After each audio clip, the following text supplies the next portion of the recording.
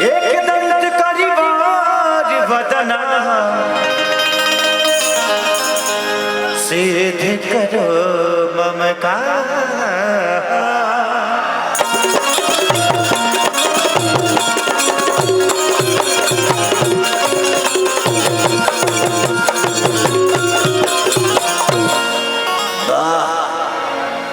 कि माँ के ज्योति से नूर मिलता है, सभी के दिलों को सरूर मिलता है।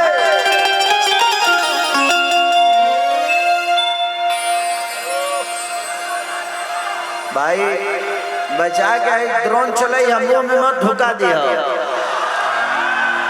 कि माँ के दरबार में जो जाए खाली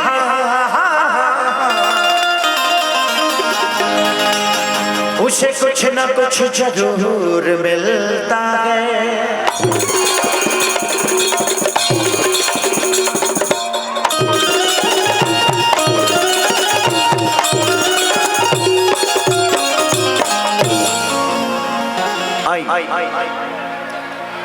एक भक्त माई के दरबार में गए और कहा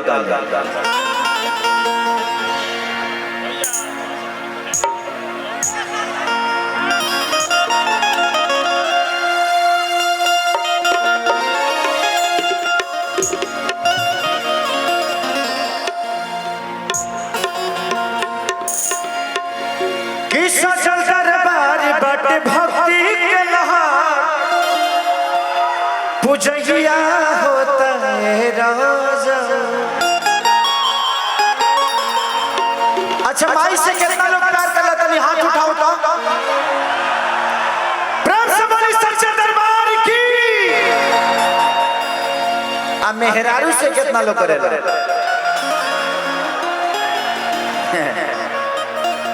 अपना मेहरारू से, पड़ोसी से ना। मेहरारू से प्यार करिए लो। जिंदगी में एक चीज हमेशा ध्यान रखिएगा कि माँ जब आंचल से आपको विदा करती है ना, तो जिस दिन शादी होती है उस दिन आखिरी बार अपने स्तन को पान कराती है। बोलते हैं कि इसके बाद तो किसी और का होने वाला है। तो उस माँ के बाद अगर किसी का दर्जा होता है तो वो पत्नी का ही होता है। उसके बाद उसी की आंचल समझ में आती है, उसके बाद माँ की आंचल समझ में नहीं आती। जब वो हमें डांटती है, हमारी पत्नी जब हमें डांटती है तो एक माँ की रूप होती है। जब हमें दुलारती है तभी वो माँ की रूप होती है। जब हमें प्यार से खिलाती है तभी वो एक माँ की रूप होती है। देख औरत का रूप एक नहीं है, हजारों रूप है। अपना मेहरारू से प्यार करिए लो, हम करी ले।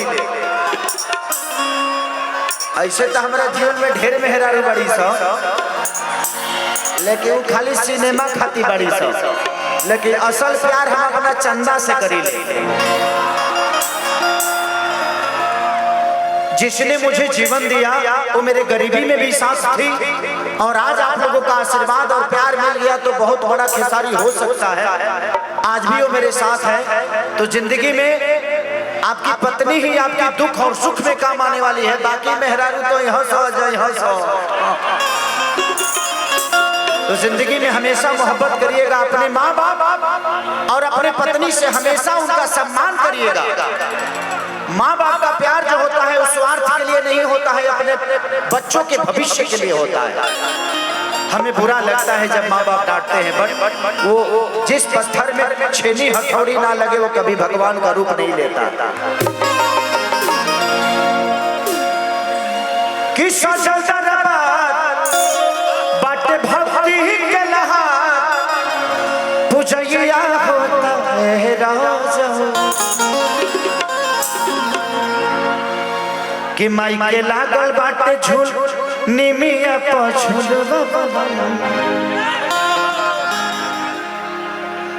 कि नवदी नदिया चारों लोग जागेला।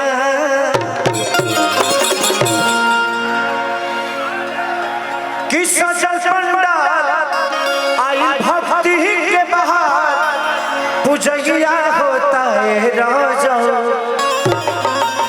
कि नवदी नदिया जाने लोग जागेला प्रेम से बोली सच्चे दरबार की तमाई के लागल बारे निमिया पछोड़ू बन आ छोड़ू छोड़ू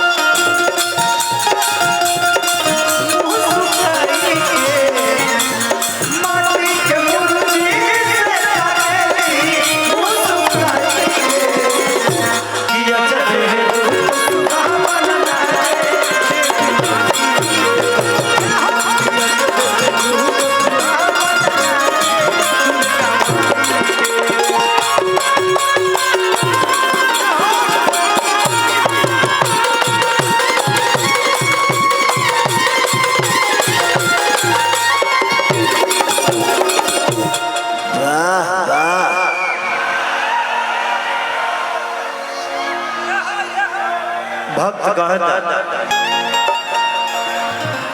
कि अजब नजारा बाट माई के दुआर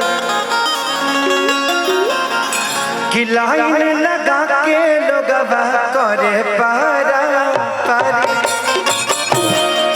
कि अजब दुलारा बाटे माई के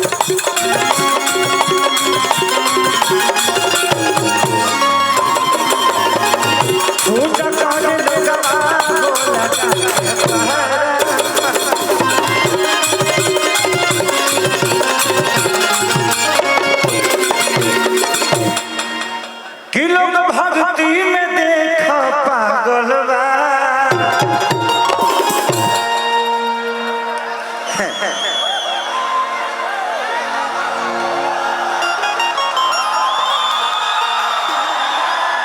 कि नींबू खरबूजा भइल